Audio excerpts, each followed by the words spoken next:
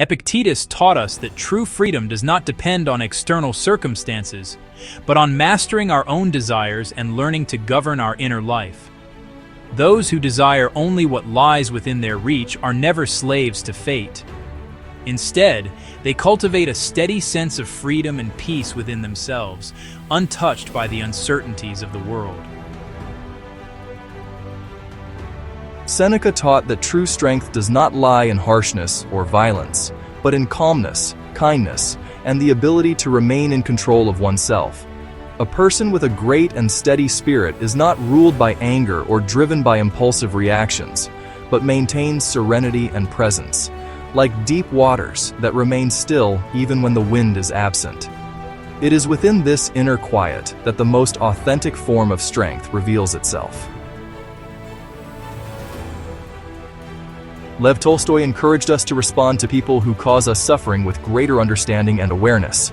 He reminds us that we too, at other times, may have hurt someone, that many situations which once seemed unbearable have lost their weight over time, and that what now afflicts us can become an opportunity to grow inwardly and to strengthen our faith and our moral resilience.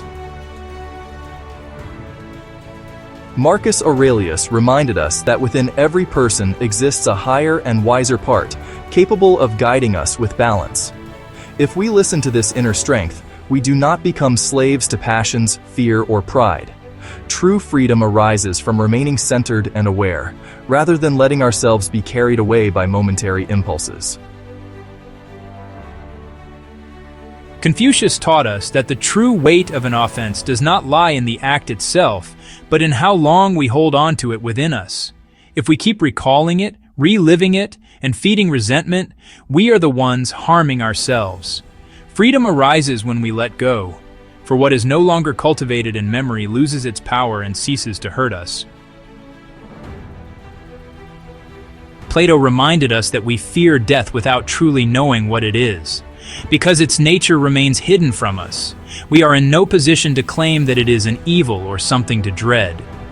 Our fear is not born from the reality of death itself, but from the ignorance that surrounds it, from the stories we create, the assumptions we inherit, and the darkness we project onto the unknown.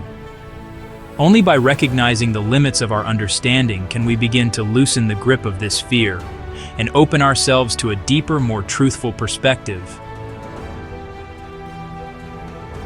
Ryokan taught that inner freedom arises from the calmness of the mind and heart. When we are serene within, we remain present and steady, without being swept away by events. Yet even a single restless thought can fill the mind with unease, which is why true peace begins with safeguarding our inner world. Lao Tzu taught that true harmony arises from the simplicity of the heart.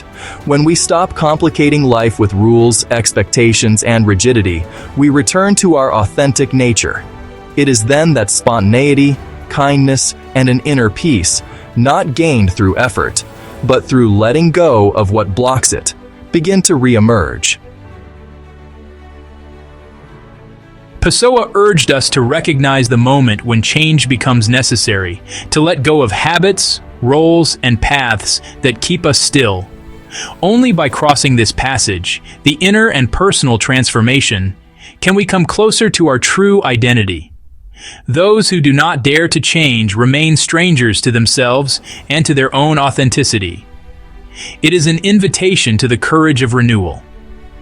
Pessoa urged us to recognize the moment when change becomes necessary, to let go of habits, roles, and paths that keep us still.